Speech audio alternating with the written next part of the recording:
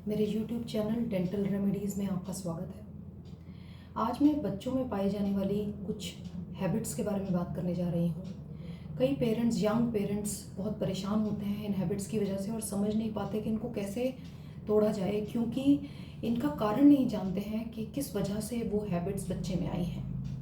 पहली है thumb sucking और दूसरी है टीथ क्लेंचिंग, यानी कि सोते समय दांतों को किटकिटाना।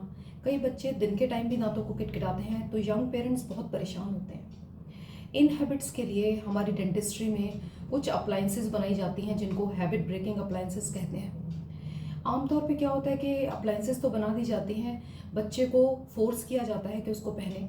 जो thumb sucking habit breaking appliances होती है उसमें अप्लायंस कुछ इस तरीके से बनाई जाती है कि बच्चा का अंगूठा उसके मुंह में जाता ही नहीं है, तो वो अंगूठा सक नहीं कर पाता, लेकिन वो बहुत अनकंफर्टेबल होती है। सेकंड है टीथ क्लेंचिंग, यानी कि दांतों को किटकिटाना। इसके लिए भी एक अप्लायंस आती है, लेकिन ये भी इतने छोटे बच्चों को पहनना थोड़ा सा मुश्किल होता है। आज मैं आपको इन दोनों हैबिट्स के होने के कारण बताना चाहूँगी। देखिए, आप सोच के सुन के हैरान होंगे कि इन हैबिट्स का कारण स्ट्रेस होता है। अब इतने छोटे बच्चों में स्ट्रेस का क्या कारण है? इतने छोटे बच्चे तो बता भी नहीं पाते कि मेरे को क्या स्ट्रेस है। वो स्ट्रेस पेट में दर्द होना, शरीर में कहीं दर्द होना, कोई अनईजीनेस होना होता है। कभी कभी 4-4, 5-5 साल के बच्चे भी आपका थंब सकिंग करते हैं, टीथ क्लेंचिंग करते हैं। इसका कारण भी स्ट्रेस होता है। बच्चा क्या सोच रहा है, किस वजह से वो इतना स्ट्रेस में है, ये जानना पेरेंट्स का काम है। तो मैं आपको ये सलाह दूंगी कि अपने बच्चों से बात कीजिए, उनसे पूछिए। ऐसे नहीं पूछिए कि तुम क्या सोच रहे हो, क्या बात है। नहीं, उनसे एक फ्रेंडली मैनर में बात कीजिए कि स्कूल में क्या किया, किसी ने कुछ कहा तो नहीं, मुझे ज़रूर बताना। उससे हंस के बात कीजिए ताकि उसका स्ट्रेस लेवल कम हो। अगर बच्चा समझदार है और टीथ क्लेंचिंग करता है या एक पर्टिकुलर टाइम पे थंब सकिंग करता है, अगर वो रात को थंब सकिंग कर रहा है तो उसे आप उठा के बिठा दीजिए, उससे उसकी नींद टूटेगी।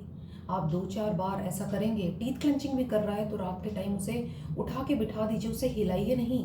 हिलाने से वो कुछ 2-3 मिनट के लिए अपनी क्लेंचिंग बंद कर देगा या थंब सकिंग छोड़ देगा, फिर से करने लगेगा। आप उसको उठा के बिठा दीजिए, उसकी नींद टूटेगी। 3-4 दिन आप इसको कंटिन्यूटी में करेंगे तो बच्चे को लगेगा कि मेरी नींद टूटती है, तो वो उसको करना बंद करेगा। आप सोचिए कैसे होगा। बच्चे के माइंड में बैठ जाती है, उसकी साइकोलॉजी से आपको खेलना है। उसकी साइकोलॉजी से खेलेंगे तभी ये ब्रेक होगी हैबिट, क्योंकि हैबिट ब्रेकिंग अप्लायंसेस बच्चे नहीं पहन पाते हैं। तो आपको बच्चों से बात करनी है। अगर आप इस हैबिट को तोड़ना चाहते हैं तो बच्चों के साथ फ्रेंडली रहिए, उनसे बात कीजिए, डे टू डे जो उनके साथ हो रहा है उस बारे में बात कीजिए। रात को जब बच्चे ऐसे हैबिट्स करते हैं, थंब सकिंग या टीथ क्लेंचिंग, उस समय उनको उठा के बिठा दीजिए, उनकी नींद को तोड़िए ताकि उनको नींद आने में दिक्कत हो।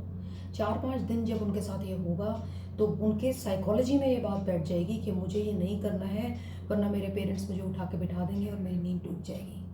आप इन्हें फॉलो करके देखिए मैंने अपने क्लिनिक में ये उपाय करके देखे हैं और पेरेंट्स आर वेरी हैप्पी, क्योंकि ये काम करते हैं, वाकई में काम करते हैं।